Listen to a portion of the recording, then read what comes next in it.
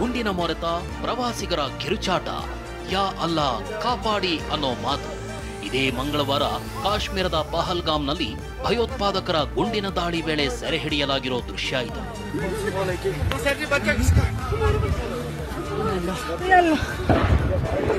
ಹೀಗೆ ಬಟ್ಟೆ ಅಂಗಡಿ ಹಿಂದೆ ಅವಿತುಕೊಂಡ ಪ್ರವಾಸಿಗರು ನಡುತ್ತಲೇ ದೇವರನ್ನ ಸ್ಮರಿಸಿದ್ದಾರೆ. ಪಹಲ್ಗಾಮ್ನಲ್ಲಿ ಹಾಯಾಗಿದ್ದ ಪ್ರವಾಸಿಗರ ಮೇಲೆ ಏಕಾಏಕಿ ಉಗ್ರರು ಗುಂಡಿನ ದಾಳಿ ಆರಂಭಿಸ್ತಾ ಇದ್ದಂತೆ ಕೆಲವರು ಈ ದೃಶ್ಯದಲ್ಲಿ ಕಾಣೋ ಬಟ್ಟೆ ಅಂಗಡಿ ಹಿಂದಕ್ಕೆ ಓಡೋಡಿ ಬಂದು ಅವಿತು ಜೀವ ಉಳಿಸಿಕೊಂಡಿದ್ದಾರೆ. ಗುಂಡಿನ ಸದ್ದು ಕೇಳಿ ಅವಿತುಕೊಂಡಿದ್ದ ಪ್ರವಾಸಿಗರು ಜೀವ ಭಯದಿಂದ ಕಿರುಚಾಡಿರೋದು ದಾಳಿಯ ಭೀಕರ ಚಿತ್ರಣವನ್ನ ತೆರೆದಿಟ್ಟಿದೆ.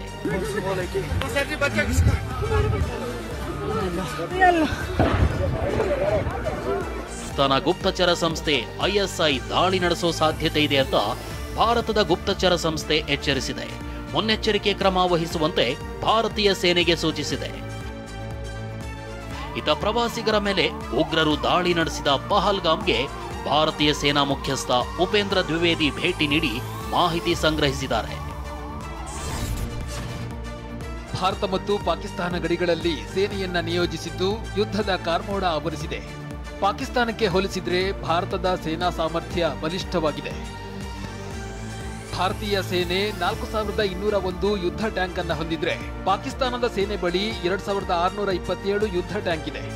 ಭಾರತದ ಬಳಿ 1,48,050 ಶಸ್ತ್ರಾಸ್ತ್ರ ವಾಹನ ಇದ್ರೆ ಪಾಕಿಸ್ತಾನದ ಬಳಿ ಇರೋದು 50,000 ಅಷ್ಟೇ. ಭಾರತೀಯ ಸೇನೆ ಬಳಿ 4,204 ಫಿರಂಗಿ ಇದ್ರೆ ಪಾಕಿಸ್ತಾನದ ಬಳಿ 4,000 ಇವೆ. ಇನ್ನು ಭಾರತೀಯ ಸೇನೆ ಜಗತ್ತಿನ ಸೇನೆಗಳ ರ್ಯಾಂಕಿಂಗ್ನಲ್ಲಿ 4ನೇ ಸ್ಥಾನದಲ್ಲಿದೆ. ಪಾಕಿಸ್ತಾನದ ಸೇನೆ 12ನೇ ಸ್ಥಾನದಲ್ಲಿದೆ. ಭಾರತ 14,55,550 ಸಕ್ರಿಯ ಸೇನಾ ಸಿಬ್ಬಂದಿಯನ್ನ ಹೊಂದಿದ್ರೆ ಪಾಕಿಸ್ತಾನದ ಬಳಿ ಇರೋದು 6,53,000 ಸೈನಿಕರು. ಇನ್ನು ಭಾರತೀಯ ಸೇನೆಯಲ್ಲಿ 25 ಲಕ್ಷ ಅರೆಸೇನಾ ಸಿಬ್ಬಂದಿ ಇದ್ರೆ ಪಾಕಿಸ್ತಾನದ ಬಳಿ ಕೇವಲ 5 ಲಕ್ಷ ಅರೆಸೇನಾ ಪಡೆ ಸಿಬ್ಬಂದಿ ಇದ್ದಾರೆ.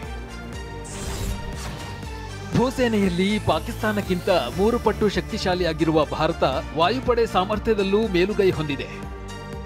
ಭಾರತೀಯ ವಾಯುಪಡೆ 513 ಯುದ್ಧ ವಿಮಾನವನ್ನು ಹೊಂದಿದ್ರೆ ಪಾಕಿಸ್ತಾನದ ಬಳಿ 328 ಯುದ್ಧ ವಿಮಾನ ಇದೆ.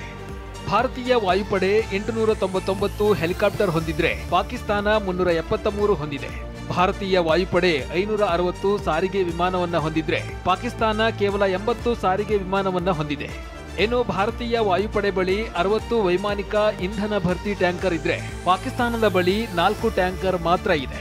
ಇನ್ನು ಭಾರತೀಯ ನೌಕಾಪಡೆ 293 ಯುದ್ಧ ನೌಕೆಗಳನ್ನ ಹೊಂದಿದೆ. ಪಾಕಿಸ್ತಾನ 121 ಹೊಂದಿದೆ. ಭಾರತದಲ್ಲಿ 18 ಜಲಾಂತರ್ಗಾಮಿ ನೌಕೆ ಇದ್ರೆ ಪಾಕಿಸ್ತಾನದ ಬಳಿ ಕೇವಲ 8 ಇವೆ. ಇನ್ನು ಫೈಟರ್ ಜೆಟ್ ಸಾಮರ್ಥ್ಯದಲ್ಲೂ ಭಾರತ ಸೇನೆ ಬಲಿಷ್ಠವಾಗಿದೆ. ಭಾರತೀಯ ವಾಯುಪಡೆಯಲ್ಲಿ 260 ಸುಖೋಯ್ SU-30 MKI ಫೈಟರ್ ಜೆಟ್ಗಳಿವೆ. 36 ರಫೇಲ್ ಫೈಟರ್ ಜೆಟ್ಗಳ 2 ಸ್ಕ್ವಾಡ್ರನ್ಗಳಿವೆ. ಪಾಕಿಸ್ತಾನ JF-17 ಫೈಟರ್ ಜೆಟ್ಗಳ ಸಂಖ್ಯೆಯನ್ನ ಹೆಚ್ಚಿಸಿಕೊಳ್ತಾ ಇದೆ. ಆದ್ರೂ ಭಾರತದ ಸೇನಾ ಬಲಕ್ಕೆ ಪಾಕ್ ಸೇನೆ ಸಾಟಿಯೇ ಇಲ್ಲ. ಪಹಲ್ಗಾಂವ್ ನರಮೇಧದ ಬೆನ್ನಲ್ಲೇ ಭಾರತದಲ್ಲಿರುವ ಎಲ್ಲ ಪಾಕಿಸ್ತಾನದ ಪ್ರಜೆಗಳು ಭಾರತವನ್ನ ತೊರೆಯುವಂತೆ ಖಡಕ್ ಸಂದೇಶವನ್ನ ನೀಡಲಾಗಿದೆ. ಇದರ ಬೆನ್ನಲ್ಲೇ ಎಲ್ಲಾ ರಾಜ್ಯಗಳಲ್ಲಿರುವ ಪಾಕಿಸ್ತಾನ ಪ್ರಜೆಗಳನ್ನ ಗುರುತಿಸುವಂತೆ ಸಿಎಂಗಳಿಗೆ ಕೇಂದ್ರ ಗೃಹ ಸಚಿವ ಅಮಿತ್ ಶಾ ಸೂಚಿಸಿದ್ದಾರೆ. ಪಾಕಿಸ್ತಾನ ಪ್ರಜೆಗಳನ್ನ ಗುರುತಿಸಿ ವೀಸಾವನ್ನ ರದ್ದುಗೊಳಿಸಿ ಹೊರಹಾಕುವಂತೆ ಸಿಎಂಗಳಿಗೆ ಅಮಿತ್ ಶಾ ಹೇಳಿದ್ದಾರೆ. ಪಾಕಿಸ್ತಾನಿ ಪ್ರಜೆಗಳಿಗೆ ದೇಶ ತೊರೆಯಲು ಕೇಂದ್ರ ಸರ್ಕಾರ 48 ಗಂಟೆ ಗಡುವನ್ನ ನೀಡಿದೆ. ಆದರೆ ಇದು ಉತ್ತರ ಕನ್ನಡ ಜಿಲ್ಲೆಯ ಭಟ್ಕಳದಲ್ಲಿರುವ ಪಾಕಿಸ್ತಾನಿ ಪ್ರಜೆಗಳಿಗೆ ಆಘಾತ ನೀಡಿದೆ. ಭಟ್ಕಳದಲ್ಲಿ 13 ಜನ ಪಾಕಿಸ್ತಾನಿ ಪ್ರಜೆಗಳು ವಾಸವಿದ್ದು ಪಾಕಿಸ್ತಾನಕ್ಕೆ 16 ಜನರ ವೈವಾಹಿಕ ನಂಟಿದೆ. ಭಟ್ಕಳದ ಗಂಡನ್ನು ವಿವಾಹವಾಗಿ ಭಟ್ಕಳದಲ್ಲೇ 10 ಮಂದಿ ಪಾಕ್ ಮಹಿಳೆಯರು ಮಕ್ಕಳು ವಾಸವಿದ್ದಾರೆ. ದೀರ್ಘಾವಧಿ ವೀಸಾ ಪಡೆದು 2 ವರ್ಷಕ್ಕೊಮ್ಮೆ ನವೀಕರಿಸಿಕೊಳ್ತಾ ಇರುವ ಪಾಕ್ ಮಹಿಳೆಯರು ಭಾರತ ಪೌರತ್ವಕ್ಕೆ ಅರ್ಜಿ ಸಲ್ಲಿಸಿದ್ರೂ ಈವರೆಗೂ ಪೌರತ್ವ ಸಿಕ್ಕಿಲ್ಲ. ಸದ್ಯ ಸರ್ಕಾರದ ಯಾವುದೇ ಸೂಚನೆ ಬಾರದ ಹಿನ್ನೆಲೆ ಭಟ್ಕಳದಲ್ಲೇ ಇರಲು ಪಾಕ್ ಮಹಿಳೆಯರು ತೀರ್ಮಾನಿಸಿದ್ದಾರೆ.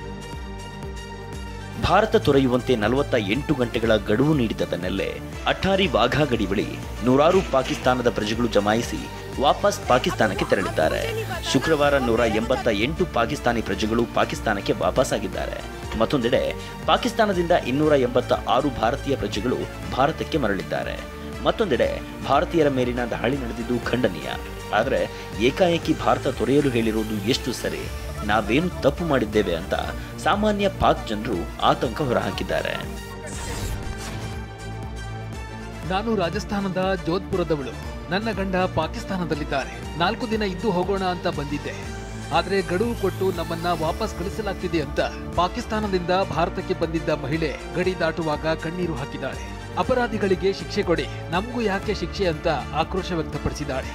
मैं वहाँ पे मैरिड हुई हूँ, मेरी शादी हुई है वहाँ पे, मेरे 2 बच्चे हैं, मेरे सौर वहाँ के हैं, अब हमें वहीं जाना है. अब रहते तो हम वहीं पे ही हैं, बस हमें निकाले तो हम जैसे ही हमें पता चला है हमारी 4 दिन बाद की रवानगी थी. ನಾನು ಭಾರತದವಳು. 10 ವರ್ಷಗಳ ಹಿಂದೆ ಪಾಕಿಸ್ತಾನದಲ್ಲಿ ನನಗೆ ಮದುವೆಯಾಗಿದೆ. ನನ್ನ 2 ಮಕ್ಕಳು ಭಾರತದಲ್ಲೇ ಹುಟ್ಟಿದ್ರು ಪಾಕಿಸ್ತಾನದ ಪಾಸ್ಪೋರ್ಟ್ ಹೊಂದಿದ್ದಾರೆ. ಸದ್ಯದ ನಿರ್ಬಂಧದಿಂದಾಗಿ ಹಸಿರು ಪಾಸ್ಪೋರ್ಟ್ ಹೊಂದಿರುವವರನ್ನ ಮಾತ್ರ ಗಡಿ ದಾಟೋದಕ್ಕೆ ಬಿಡಲಾಗ್ತಾ ಇದೆ. ಭಾರತದ ಪಾಸ್ಪೋರ್ಟ್ ಹೊಂದಿರುವ ನನಗೆ ನನ್ನ ಮಕ್ಕಳನ್ನ ಭೇಟಿಯಾಗೋದಕ್ಕೆ ಆಗ್ತಾ ಇಲ್ಲ ಅಂತ ಗಡಿ ದಾಟಲಾಗದ ಮಹಿಳೆ ಕಣ್ಣೀರಿಟ್ಟಿದ್ದಾಳೆ. अभी से 2 महीने पहले फरवरी में मैं यहाँ पे आई थी घूमने के लिए. अब मैं बच्चों के साथ अभी ये जो इनविटेशन दे दिया कि जल्दी से जल्दी 48 घंटों में जाना. मेरा पासपोर्ट इंडियन है, मेरे बच्चे पाकिस्तानी हैं, तो अब मुझे यहाँ से निकलना है, तो मैं कैसे निकलूँ? 2 से 3 ಕಾಶ್ಮೀರದ ಪಹಲ್ಗಾಂವ್ನಲ್ಲಿ ನಡೆದ ಭಯೋತ್ಪಾದಕರ ದಾಳಿಯನ್ನ ನಟಿ ರಮ್ಯಾ ಖಂಡಿಸಿದ್ದಾರೆ. ಇದೇ ವೇಳೆ ಭದ್ರತಾ ವೈಫಲ್ಯವನ್ನು ಪ್ರಶ್ನಿಸಬೇಕಿದೆ ಎಂದಿದ್ದಾರೆ. ಟೆರರಿಸಮ್ ಆಗಿ ಧರ್ಮನೂ ಇರಲ್ಲ, ಮನುಷ್ಯತ್ವನೂ ಇರಲ್ಲ. So of course we have to condemn it. Plus whatever happen to our national security, ಆ ಸೆಕ್ಯೂರಿಟಿ ಲ್ಯಾಪ್ಸಸ್ ಕೂಡ ನಾವು ಕ್ವೆಶ್ಚನ್ ಮಾಡಬೇಕಾಗುತ್ತೆ. So I hope that the Modi government takes strict action and you know those responsible to this will be brought to justice. ಏನು ಭಯೋತ್ಪಾದಕತೆ ಮತ್ತು ಉಗ್ರವಾದ ಎಲ್ಲೇ ಅಸ್ತಿತ್ವದಲ್ಲಿದ್ರೂ ಅದನ್ನ ನಾವು ಖಂಡಿಸಲೇಬೇಕು ಅಂತ ನಟಿ ರಮ್ಯಾ ಹೇಳಿದ್ದಾರೆ. ಬಟ್ ನೀವು ನೋಡೋಕೆ ಹೋದರೆ ಇವಾಗ ಎಲ್ರಿಗೂ ಹೆಲ್ಪ್ ಮಾಡ್ತಾ ಇರೋದು ಅವರು ಕೂಡ ಮುಸ್ಲಿಮ್ಸನ್ನೇ. ಸೊ ನಾವು ಮುಸ್ಲಿಮ್ಸೇ ಕೆಟ್ಟವ್ರು ಅಂತ ನಾವು ಹೇಳೋಕ್ಕಾಗಲ್ಲ. ಲೈಕ್ ಐ ಸೆಡ್ ಮುಂಚೆನೇ, ಟೆರರಿಸಮ್ ಇಸ್ ಯಾವ ಧರ್ಮನೂ ಬರಲ್ಲ, ಯಾವ ಮನುಷ್ಯತ್ವನೂ ಇರಲ್ಲ. ಸೊ ಹಾಗಾಗಿ ನಾವು ಎಲ್ಲರೂ ಒಂದೇ ದೃಷ್ಟಿನಲ್ಲಿ ನೋಡೋಕ್ಕಾಗಲ್ಲ. You have to condemn extremism and terrorism wherever it exist. ಲೋಕಸಭೆ ವಿಪಕ್ಷ ನಾಯಕ ರಾಹುಲ್ ಗಾಂಧಿ ಜಮ್ಮು ಕಾಶ್ಮೀರಕ್ಕೆ ಭೇಟಿ ನೀಡಿದ್ದಾರೆ. ಶ್ರೀನಗರಕ್ಕೆ ಬಂದಿಳಿದ ರಾಹುಲ್ ಗಾಂಧಿ ಸಿಎಂ ಓಮರ್ ಅಬ್ದುಲ್ಲಾ ಅವರನ್ನ ಭೇಟಿಯಾಗಿದ್ದಾರೆ. ಬಳಿಕ ಪಹಲ್ಗಾಮ್ ದಾಳಿಯಲ್ಲಿ ಗಾಯಗೊಂಡವರನ್ನ ಭೇಟಿಯಾಗಿ ಧೈರ್ಯ ತುಂಬಿದ್ದಾರೆ. ಇನ್ನು ನಾವೆಲ್ಲ ಒಗ್ಗಟ್ಟಾಗಿ ಭಯೋತ್ಪಾದನೆ ವಿರುದ್ಧ ಹೋರಾಡಬೇಕಿದೆ. ಇದು ಎಲ್ಲ ಭಾರತೀಯರು ಒಂದಾಗುವ ಕಾಲ ಎಂದಿದ್ದಾರೆ. The idea behind what has happened is to divide society, is to make brothers fight brothers. And it is very important that every single Indian stands united, stands together. ಗುರುವಾರ ನಡೆದ ಸ್ವಪಕ್ಷ ಸಭೆಯಲ್ಲಿ ವಿಪಕ್ಷಗಳು ಕೇಂದ್ರ ಸರ್ಕಾರವನ್ನ ತರಾಟೆಗೆ ತೆಗೆದುಕೊಂಡಿವೆ. ಕೇಂದ್ರ ಗೃಹ ಸಚಿವ ಹಾಗೂ ರಕ್ಷಣಾ ಸಚಿವ ರಾಜನಾಥ್ ಸಿಂಗ್ರಿಗೆ ದಾಳಿ ನಡೆದ ಪ್ರದೇಶದಲ್ಲಿ ಭದ್ರತಾ ವೈಫಲ್ಯದ ಬಗ್ಗೆ ಪ್ರಶ್ನಿಸಲಾಗಿದೆ. ಈ ವೇಳೆ ಸರ್ಕಾರ ಭದ್ರತಾ ವೈಫಲ್ಯದ ಬಗ್ಗೆ ಸ್ಪಷ್ಟನೆ ನೀಡಿದೆ ಎನ್ನಲಾಗಿದೆ. ಪಹಲ್ಗಾಮ್ನ ಬೈಸರನ್ನಲ್ಲಿ ಭದ್ರತಾ ಸಿಬ್ಬಂದಿ ಯಾಕೆ ಇರಲಿಲ್ಲ ಎಂದು ಸರ್ಕಾರಕ್ಕೆ ರಾಹುಲ್ ಗಾಂಧಿ ಪ್ರಶ್ನಿಸಿದ್ದಾರೆ. ರಾಹುಲ್ ಗಾಂಧಿ ಬಳಿಕ ಉಳಿದ ನಾಯಕರು ಸಹ ದನಿಗೂಡಿಸಿದ್ದಾರೆ. ಜೂನ್ನಲ್ಲಿ ಪ್ರಾರಂಭವಾಗುವ ಅಮರನಾಥ ಯಾತ್ರೆಗೂ ಮುನ್ನ ವಾಡಿಕೆಯಂತೆ ಪಹಲ್ಗಾಮ್ನಲ್ಲಿ ಭದ್ರತೆ ನಿಯೋಜಿಸಲಾಗುತ್ತದೆ. ಆದರೆ ಸ್ಥಳೀಯ ಪ್ರವಾಸಿ ಆಪರೇಟರ್ಗಳು ಮುಂಚಿತವಾಗಿ ಅಂದರೆ ಏಪ್ರಿಲ್ 20ರಿಂದಲೇ ಪಹಲ್ಗಾಮ್ಗೆ ಪ್ರವಾಸಿಗರನ್ನ ಕರೆದೊಯ್ಯಲು ಆರಂಭಿಸಿದ್ದಾರೆ. ಭದ್ರತಾ ಉಪಕರಣಗಳನ್ನು ಸಜ್ಜುಗೊಳಿಸುವ ಮೊದಲೇ ಪ್ರವಾಸಿಗರನ್ನ ಪಹಲ್ಗಾಮ್ಗೆ ಕರೆದೊಯ್ಯಲು ಆರಂಭಿಸಿದ್ದಾರೆ ಎಂದು ಕೇಂದ್ರ ಸರ್ಕಾರ ವಿವರಣೆ ನೀಡಿದೆ. ಭಾರತ ಪಾಕಿಸ್ತಾನ ನಡುವಿನ ರಾಜತಾಂತ್ರಿಕ ಸಂಬಂಧ ಹಳಸಿದೆ. ಎರಡೂ ದೇಶಗಳ ಮಧ್ಯೆ ಯುದ್ಧದ ಕಾರ್ಮೋಡ ಎದ್ದಿದೆ. ಇದರಿಂದ ಪಾಕಿಸ್ತಾನ ಷೇರು ಮಾರುಕಟ್ಟೆ ಭಾರೀ ಕುಸಿತ ಕಂಡಿದೆ. ಷೇರು ಮಾರುಕಟ್ಟೆ ಕುಸಿತದಿಂದ ಪಾಕಿಸ್ತಾನ ಸ್ಟಾಕ್ ಎಕ್ಸ್ಚೇಂಜ್ನ ವೆಬ್ಸೈಟ್ ಸ್ಥಗಿತಗೊಂಡಿದೆ. ಗುರುವಾರ KSE 100ನ ಇಂಡೆಕ್ಸ್ ಆರಂಭದ 5 ನಿಮಿಷದಲ್ಲಿ 2.12% ಕುಸಿದಿದೆ. ಇದಾದ ಕೆಲ ಹೊತ್ತಲ್ಲೇ ಷೇರು ಮಾರುಕಟ್ಟೆಯ ವೆಬ್ಸೈಟ್ ಸ್ಥಗಿತಗೊಂಡಿದೆ. ಕಾಶ್ಮೀರದ ಪಹಲ್ಗಾಮ್ನಲ್ಲಿ ಉಗ್ರರು ಮೆರೆದ ಅಟ್ಟಹಾಸ ಇಡೀ ಕಣಿವೆ ರಾಜ್ಯದ ಆರ್ಥಿಕತೆಗೆ ಸಂಕಷ್ಟ ತಂದೊಡ್ಡಿದೆ.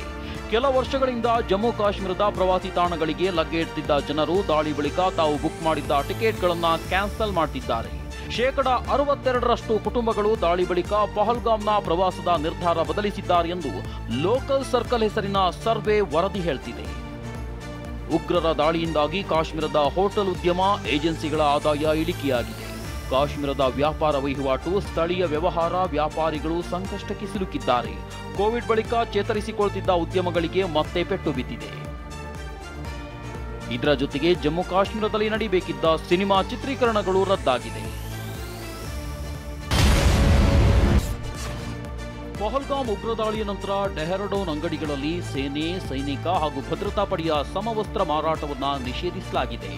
ಸೇನೆ, ಸಮವಸ್ತ್ರ ಮತ್ತು ಸಂಬಂಧಿಸಿದ ವಸ್ತುಗಳನ್ನು ಮಾರದಂತೆ ಎಲ್ಲಾ ಅಂಗಡಿ ಮಾಲೀಕರಿಗೆ ಎಸ್ಎಸ್ಪಿ ಅಜಯ್ ಸಿಂಗ್ ಖಡಕ್ ಸೂಚನೆ. ಪಹಲ್ಗಾಮ್ನಲ್ಲಿ ನಡೆದ ಉಗ್ರರ ದಾಳಿಯನ್ನ ಖಂಡಿಸಿ ಕಾಂಗ್ರೆಸ್ ದೇಶದಾದ್ಯಂತ ಮೇಣದ ಬತ್ತಿಯ ಮೆರವಣಿಗೆ ನಡೆಸಿದೆ.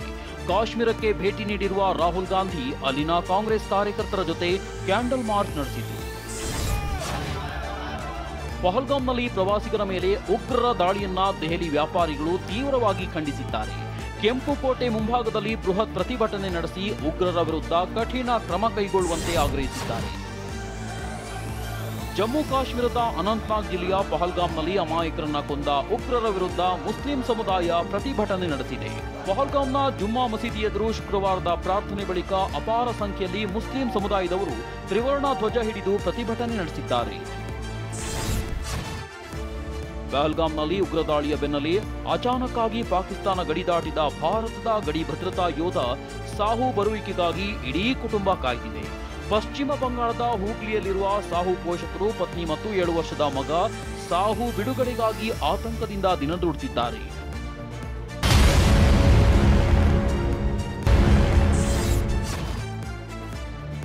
ಪಹಲ್ಗಾಮ್ ಭಯೋತ್ಪಾದಕ ದಾಳಿಯಲ್ಲಿ ಮಡಿದವರಿಗೆ ಬುಧವಾರ ಸುಪ್ರೀಂ ಕೋರ್ಟ್ನಲ್ಲಿ ಮೌನಾಚರಣೆ ನಡೆಸಲಾಗಿದೆ. ಮಧ್ಯಾಹ್ನ 2 ಗಂಟೆಗೆ ನವದೆಹಲಿಯ ಸುಪ್ರೀಂ ಕೋರ್ಟ್ ಆವರಣದಲ್ಲಿ ಸೈರನ್ ಮೊಳಗ್ತಿದ್ದಂತೆ ನ್ಯಾಯಾಧೀಶರು, ವಕೀಲರು, ದಾವೆ ಹೂಡುವವರು, ಸಿಬ್ಬಂದಿ 2 ನಿಮಿಷಗಳ ಕಾಲ ಮೌನಾಚರಣೆ ನಡೆಸಿದ್ದಾರೆ. ಪುಲ್ವಾಮಾ ಪಹಲ್ಗಾಮ್ ದಾಳಿ ಸರ್ಕಾರದ ಪಿತೂರಿ ಎಂದು ಹೇಳಿಕೆ ಕೊಟ್ಟಿದ್ದ ಎಐಯುಡಿಎಫ್ ಶಾಸಕ ಅಮಿನುಲ್ ಇಸ್ಲಾಂನನ್ನ ಅಸ್ಸಾಂ ಪೊಲೀಸರು ಬಂಧಿಸಿದ್ದಾರೆ. ಪುಲ್ವಾಮಾ ಪಹಲ್ಗಾಮ್ ದಾಳಿ ಸರ್ಕಾರದ ಪಿತೂರಿ ಎಂದು ಹೇಳಿಕೆ ಕೊಟ್ಟಿದ್ದ ಎಐಯುಡಿಎಫ್ ಶಾಸಕ ಅಮಿನುಲ್ ಇಸ್ಲಾಂನನ್ನ ಅಸ್ಸಾಂ ಪೊಲೀಸರು ಬಂಧಿಸಿದ್ದಾರೆ. ಪಕ್ಷದ ಶಾಸಕರ ಹೇಳಿಕೆ ಕುರಿತು ರಾಜ್ಯದ ವಿರೋಧ ಪಕ್ಷವಾಗಿರುವ ಎಐಯುಡಿಎಫ್ ಅಂತರ ಕಾಯ್ದುಕೊಂಡಿದೆ. ಇದು ಅವರ ವೈಯಕ್ತಿಕ ಹೇಳಿಕೆ, ಪಕ್ಷಕ್ಕೂ ಇದಕ್ಕೂ ಸಂಬಂಧವಿಲ್ಲ ಎಂದು ಸ್ಪಷ್ಟಪಡಿಸಿದೆ.